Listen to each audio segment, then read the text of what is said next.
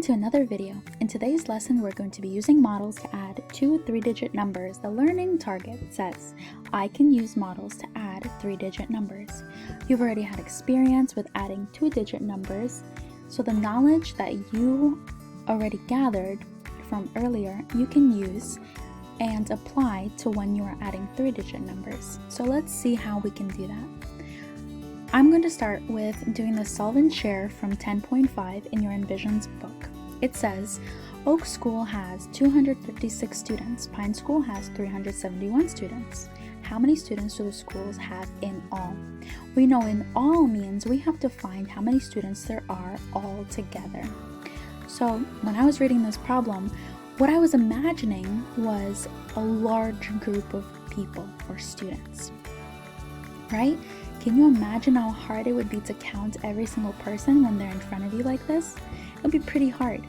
That's why when you have pencil and paper, it's a lot easier. You can create a model to help you add. Models are really helpful because they help you organize information.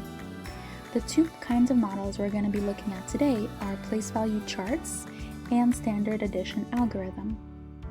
You can see pictures of them right underneath each description. So place value charts are used to draw numbers of hundreds, tens, and ones in numbers to make it easier to regroup and add. And the standard addition algorithm, it's really useful because instead of just mentally combining two 3-digit numbers, you're able to break apart into smaller sums or smaller calculations by looking at the place values one at a time. So when we're doing standard algorithm, we're working from right to left. So we start with the ones, then we go to the tens, then the hundreds. And each time we add, we look to see if regrouping is needed. So let's go back to the question and use these models to solve. I'm going to start with the place value chart. Our first number is 256. That consists of 2 hundreds, 5 tens, and 6 ones. I like to draw them in groups of 5 like I did right here because when I look back, it's easier for me to see how many there were. I can count it a little bit faster. In the second number, there are 3 hundreds, 7 tens, 5, 6, 7, and 1 1. I'm going to draw a line so I can separate my numbers and my sum. I'm going to combine my ones first. 5, 6, 7. 7 is smaller than 10, so I don't have to regroup. Moving on to the tens place. I have 5, 10, 12. I have 12 tens. 12 tens is not the same as 12 ones, right? It's a much larger number, and you can find this number by counting by 10 if you're struggling with it. So 10, 20, 30, 40, 50, 60, 70, 80, 90, 100, 110, and 120. 12 tens is 120. What I can do is actually regroup, right? So when I put together 10 tens, I'm able to make 100.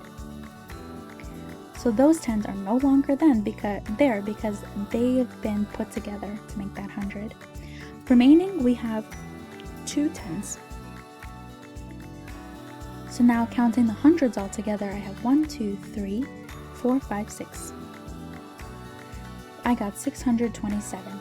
Let's try using the standard algorithm. I have 2 hundreds, 5 tens, and 6 ones for our first value, and 371 or 307 tens and 1 1 in our second value. So combining or adding the numbers, I'm first starting with the ones. 6 plus 1 gives us 7, no need to regroup.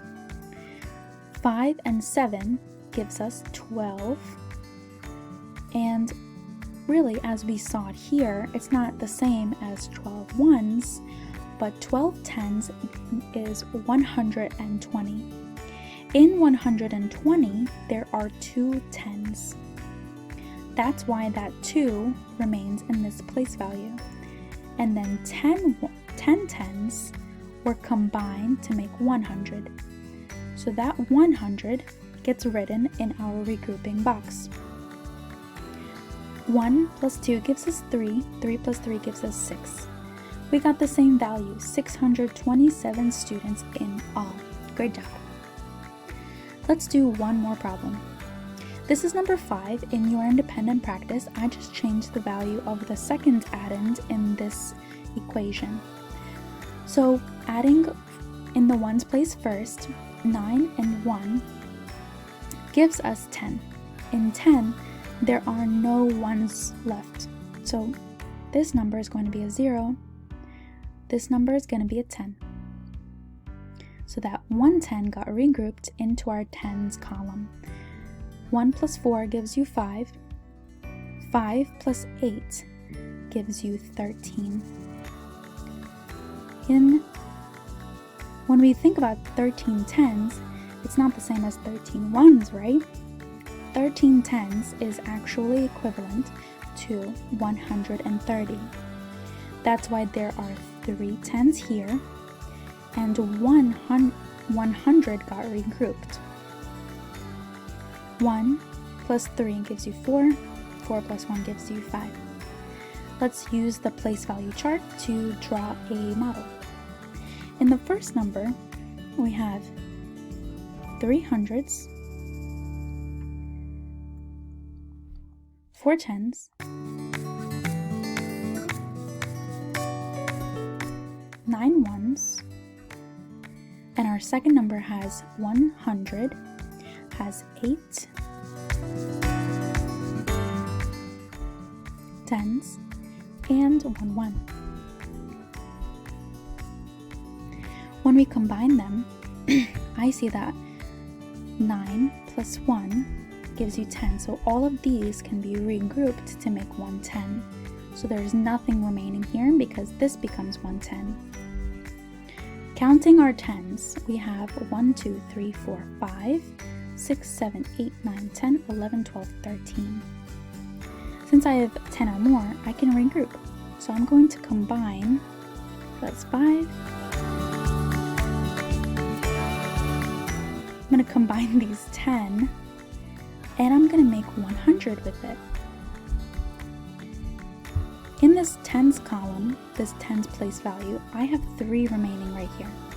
So I'm going to put that 3. And then counting the hundreds, I have 1, 2, 3, 4, 5. 5. The value that I got using both models is 530. The question that I left for you here is, what's different in this problem? The answer is that you have to regroup more than one time. You had to regroup your ones, you had to regroup your tens as well. So for your assignment, I have given you a challenge question, and it says, a flower shop gets an order for 264 tulips and 286 roses. How many flowers does the florist need to gather all together? So what you're going to be doing is analyzing this student's work. They tried to add these two numbers and they got this sum. Your job is going to be to analyze their model and determine if their sum is correct. On a piece of paper, write if you agree or disagree with his work and why. Prove your findings by solving the problem yourself using the standard addition algorithm and a place value chart. Make sure that your responses are as detailed as you can make them. Take a picture of your work and turn it in. Alright, that's all for today's video. Thank you for watching.